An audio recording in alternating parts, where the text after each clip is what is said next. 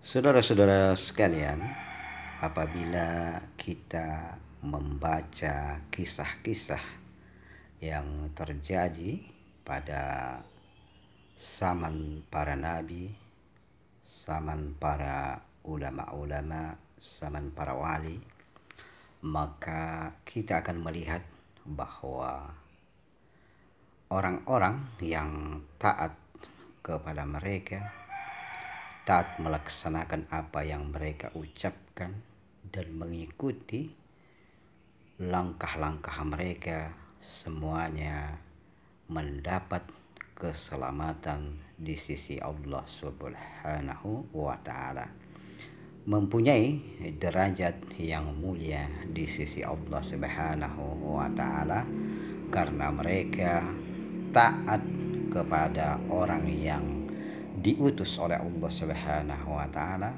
orang yang dicintai oleh Allah Subhanahu wa Ta'ala. Karena taat kepada para nabi, para ulama, para orang-orang soleh, berarti kita taat kepada Allah Subhanahu wa Ta'ala.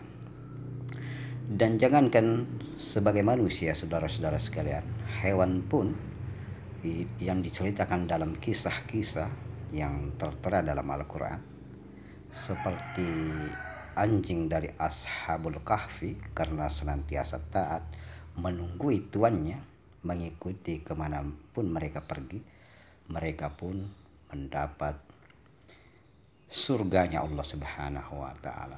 Seperti unta Nabi Soleh, burung hudhud Nabi Sulaiman, dan lain-lain. Kesemuanya diberi kemuliaan Allah oleh Allah Subhanahu wa Ta'ala, dimasukkan ke dalam surga.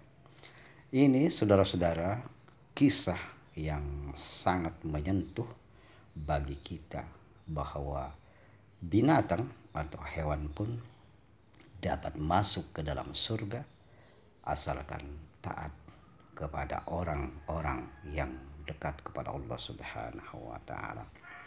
Olehnya itu, saudara-saudara sekalian, sangat merugilah kita, sangat celakalah kita apabila kita manusia sebagai makhluk yang paling utama, paling istimewa diciptakan Allah Subhanahu wa Ta'ala, menjadi celaka karena kita tidak mengikuti perintah Allah Subhanahu wa Ta'ala, tidak mengikuti ajaran Rasulullah Sallallahu Alaihi Wasallam, tidak mengikuti apa yang diajarkan atau dicontohkan oleh para ulama-ulama kita. Maka dari itu, saudara-saudara sekalian, kita perlu merenung, kita perlu meneliti diri kita. Jangan sampai kemuliaan yang diberikan Allah Subhanahu wa Ta'ala itu kita sia-siakan. Kita sia-siakan karena kita tidak berzikir, tidak taat kepada Allah Subhanahu wa Ta'ala. Namun sudah banyak nikmat yang diberikan Allah Subhanahu wa Ta'ala yang tidak terkira, yang tidak terkira jumlahnya, namun kita kubur atas nikmatnya. Saudara-saudara sekalian, bagaimana mungkin hewan saja yang memiliki keterbatasan, yang derajatnya di bawah kita, dimasukkan Allah Subhanahu wa Ta'ala ke dalam surga karena ketaatannya kepada para ulama, para nabi, apalagi kita. Hewan semuanya diciptakan Allah Subhanahu wa Ta'ala. Seluruh makhluk yang diciptakan Allah Subhanahu wa Ta'ala, tidak ada yang sia-sia. Tidak ada. Semua ada makna, ada rahasia, ada tujuan untuk diciptakan. Cuma satu yang diciptakan Allah Subhanahu wa Ta'ala yang sia-sia, yaitu apabila manusia yang diciptakan Allah Subhanahu wa Ta'ala itu tidak taat kepadanya, tidak berzikir kepadanya, tidak takut kepadanya. Inilah makhluk yang diciptakan Allah Subhanahu wa Ta'ala sia-sia. Kenapa sia-sia, saudara-saudara sekalian?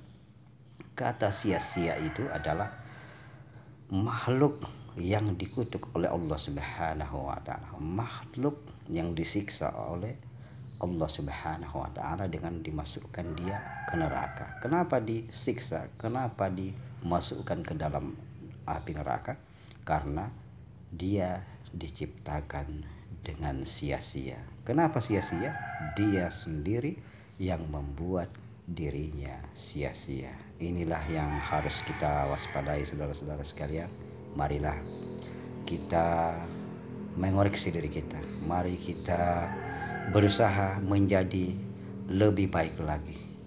Tetap semangat, tetap berharap hanya kepada Allah Subhanahu wa taala, dan marilah kita berdoa mudah-mudahan Allah Subhanahu wa taala yang memberikan kita derajat yang mulia dan kita mampu menghargai atau mengapresiasi bahwa kemuliaan yang diberikan Allah Subhanahu wa taala kita harus syukuri dengan taat kepadanya, berzikir kepadanya, dan melaksanakan apa yang segala diperintahkannya dan menjauhi apa yang dilarangnya. Dan mudah-mudahan Allah Subhanahu wa taala menuntun kita kepada jalannya, jalan menuju ridho dan cintanya. Amin, amin, amin, amin ya rabbal alamin.